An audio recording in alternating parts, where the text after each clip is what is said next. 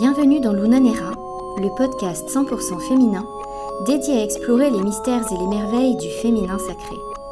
Je suis Anaïs, votre hôte passionnée, et je suis ravie de vous accueillir dans cet espace où nous allons plonger dans les profondeurs de l'essence féminine. Alors, prête à embarquer dans cette aventure magique avec moi ?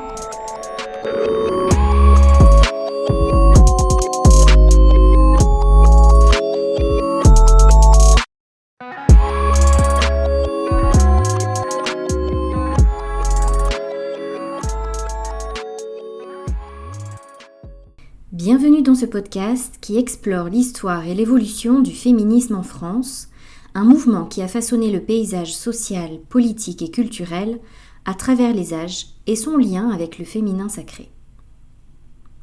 Le féminisme trouve ses racines dans les mouvements de lutte pour les droits des femmes qui ont émergé au cours du XIXe siècle.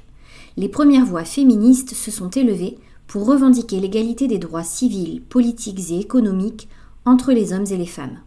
Cependant, la première fois que ce mot fut utilisé en France, ce fut par un homme, Alexandre Dumas fils, qui employa ce terme en 1872 dans un pamphlet destiné à ridiculiser les hommes souhaitant que les femmes obtiennent plus de pouvoir égalitaire.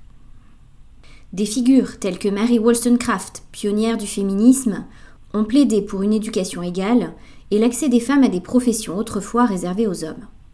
Mary Wollstonecraft était une auteure et philosophe britannique dont le travail le plus célèbre est The Vindication of the Rights of Woman, publié en 1792.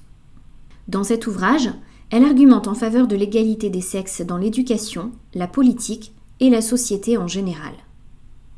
Parmi les pionnières internationales, nous pouvons également citer, afin de leur rendre hommage, Elizabeth Cady Stanton, figure majeure du mouvement des suffragettes aux États-Unis, a été l'une des principales organisatrices de la Convention de Seneca Falls en 1848, considérée comme le point de départ du mouvement pour les droits des femmes aux États-Unis. Elle a co-rédigé la Déclaration des sentiments qui appelait à l'égalité des droits pour les femmes. Susan Anthony, collaboratrice de Stanton, était quant à elle une militante infatigable pour le droit de vote des femmes aux États-Unis. Elle a fondé plusieurs organisations dédiées à cette cause et a joué un rôle crucial dans l'adoption du 19e amendement de la Constitution américaine, qui a finalement accordé le droit de vote aux femmes en 1920.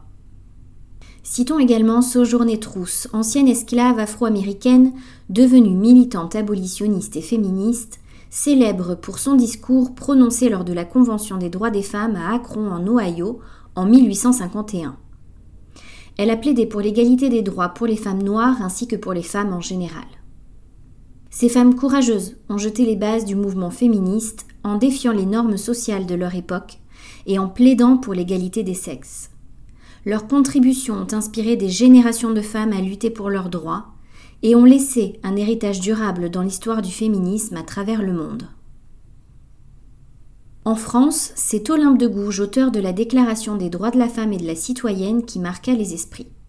En effet, elle menait une réflexion simple, en interprétant au féminin la Déclaration des droits de l'homme et du citoyen. Puisque tous les hommes naissent et demeurent libres et égaux en droit, pourquoi certains êtres, du fait de leur sexe ou de leur appartenance sociale, ne peuvent donc pas jouir de cette égalité ? C'est ce paradoxe qu'elle pointe en 1791 en publiant la Déclaration des droits de la femme et de la citoyenne.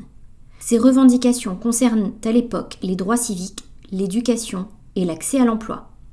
Olympe de Gouges a également plaidé pour l'égalité politique et juridique entre les hommes et les femmes pendant la Révolution française. La femme a le droit de monter à l'échafaud, elle doit également avoir celui de monter à la tribune, prône l'article 10. Elle fut d'ailleurs guillotinée en raison de son opposition aux dirigeants révolutionnaires. Malheureusement, l'avènement de l'Empire douche les espoirs de ces révolutionnaires. Le Code civil en 1804 fait de la femme une mineure sous la domination de son mari. Les tentatives du mouvement féministe restent semées d'embûches et surtout d'échecs, jusqu'à la Troisième République, où le mouvement devient enfin de plus en plus massif. Progressivement inspiré par les suffragettes anglaises, le mouvement prend de l'ampleur et des associations d'envergure commencent à naître, recrutant des milliers d'adhérentes. Cependant, la sortie de la Première Guerre mondiale marque un coup d'arrêt pour les revendications féministes françaises, le Sénat rejetant plusieurs fois le projet de droit de vote des femmes. Les premiers redoutent une destruction de la cellule familiale, un danger pour la stabilité de la société. Les seconds pensent eux que le vote au féminin sera nécessairement conservateur du fait de l'éducation religieuse des femmes, analyse Bibia Pavard, historienne et enseignante française, membre de l'Institut universitaire de France. Ce n'est qu'en 1944 que le droit de vote sera enfin obtenu. Une réflexion plus globale sur la femme se développe alors, notamment menée par Simone de Beauvoir dans Le Deuxième Sexe, publié en 1949. Pour la philosophe, on ne naît pas femme, on le devient. Je vous conseille vivement de prendre le temps de lire ce livre passionnant. Je veux malgré tout vous citer quelques passages qui, je pense, ont toute leur place dans cet épisode. Les deux sexes ne se sont jamais partagé le monde à égalité, et aujourd'hui encore, bien que sa condition soit en train d'évoluer, la femme est lourdement handicapée. En presque aucun pays, son statut légal n'est identique à celui de l'homme, et souvent il la désavantage considérablement. Même lorsque des droits lui sont abstraitement reconnus, une longue habitude empêche qu'ils ne trouvent dans les mœurs leur expression concrète. Économiquement, hommes et femmes constituent presque deux castes. Toutes choses égales, les premiers ont des situations plus avantageuses, des salaires plus élevés, plus de chances de réussite que leurs concurrentes de fraîche date. Ils occupent, dans l'industrie, la politique, etc., beaucoup plus grand nombre de places, et ce sont eux qui détiennent les postes les plus importants. Même si plus de 70 ans séparent ce passage du livre de Simone de Beauvoir et notre époque, le constat reste malheureusement le même. Et pour Simone de Beauvoir, cela vient d'une difficulté que nous avons, nous les femmes, à nous définir comme sujet. Si la femme se découvre comme l'inessentiel qui jamais ne se retourne à l'essentiel, c'est qu'elle n'opère pas elle-même ce retour. Les femmes, sauf en certains congrès qui restent des manifestations abstraites, ne disent pas « nous ». Les hommes disent « les femmes » et les femmes reprennent ces mots pour se désigner elles-mêmes. Mais elles ne se posent pas authentiquement comme sujet. C'est là que selon moi le féminin sacré prend toute sa place. Mais revenons à l'histoire. Dans les années 50, la lutte du féminisme se porte sur le contrôle des naissances, menée par la Maison Heureuse. L'association deviendra par la suite le Mouvement français pour le planning familial. Ce n'est qu'en 1967 que l'Assemblée nationale adoptera une loi autorisant la contraception. Les révolutions de 68 bouleversent les pensées.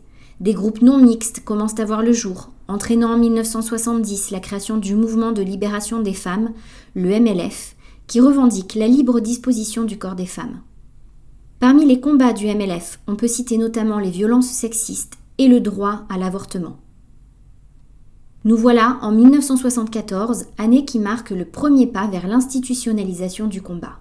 Valéry Giscard d'Estaing crée un secrétariat à la condition féminine. La cause féministe avance et s'installe même à l'Élysée. En novembre de la même année, devant une Assemblée nationale essentiellement masculine, la ministre de la Santé Simone Veil défend son texte de loi sur l'interruption volontaire de grossesse. Les débats sont houleux, les pratiques de l'opposition violentes comme celle du député René Feït, qui fait résonner les battements de cœur d'un fœtus dans l'hémicycle. Mais c'est une victoire, la loi est adoptée. C'est une victoire immense qui marque notre droit à disposer de notre corps. C'est un changement complet de paradigme, permettant aux femmes de pouvoir renoncer à une grossesse sans pratiquer un avortement clandestin mettant en danger leur vie. À la fin des années 90, les mouvements féministes réinvestissent le champ médiatique et militent alors pour l'égalité des sexualités. Parmi elles, on peut citer les chiennes de garde et ni putes ni soumises. L'évolution des pensées se fait ressentir dans les années 2000 suite aux premières études américaines sur la notion de genre. On comprend alors que genre et sexe biologique sont des notions complètement différentes. Le plaisir des femmes et une sexualité librement choisie et consentie devient le centre des débats. C'est dans ce contexte qu'apparaît en 2009 le premier numéro de Cosette. Au début bimestriel, il devient vite mensuel. Grâce au développement des réseaux sociaux, le féminisme devient plus accessible. Fin 2017, à la suite des accusations d'agression sexuelle contre le producteur Harvey Weinstein, l'actrice Alyssa Milano utilise le fameux hashtag MeToo, lancé 10 ans plus tôt par la militante féministe Tarana Burke. En quelques jours, celui-ci est repris par des milliers d'internautes et trouve un équivalent français, hashtag balance ton porc. Cela a rendu visibles les femmes ordinaires non militantes, estime Bibia Pavard. Ces femmes qui d'ordinaire étaient forcées de rester dans l'ombre. Ce mouvement a marqué une nouvelle ère où la parole des femmes du quotidien peut enfin être libérée et rendue publique. On trouve un refuge auprès d'autres femmes ayant traversé les mêmes épreuves et on s'inspire de celles qui ont traversé leur désert. On renoue avec la sororité. En cherchant à libérer notre parole, à élever notre voix, on sort de notre souffrance et on avance vers la guérison. En avançant sur le chemin de la guérison, on se rapproche de notre intériorité. On apprend à se connaître, on traverse nos parts d'ombre. C'est là que le féminin sacré entre en jeu au service du féminisme. C'est ce qu'on pourrait appeler, selon moi, la féminitude. Pourquoi est-ce important cependant d'être vigilante à ne pas partir dans un extrême inverse ? Eh bien tout simplement car nous perdrions de vue l'équilibre. L'équilibre en nous ne peut se faire qu'en étant en paix avec notre part féminine et masculine. Mais pour être en paix avec notre part masculine, il faut également pouvoir être en paix avec le masculin à l'extérieur de nous. Or, si nous développons de la colère, de la rancœur, une volonté farouche de prendre le pouvoir à la place des hommes, finalement nous faisons la même chose que le patriarcat. Nul ne peut imposer à l'autre, l'équilibre réside dans l'acceptation et l'union avec l'autre. Alors bien sûr qu'il est normal de ressentir de la colère, voire de la rage face à des violences, des abus sexuels, mais le message que j'aimerais transmettre, c'est celui d'œuvrer pour la guérison de notre âme, de notre esprit et de notre corps.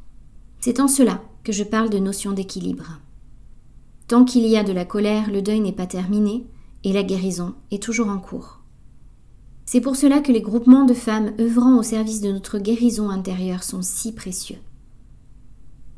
Je souhaiterais maintenant revenir sur la notion de féminitude.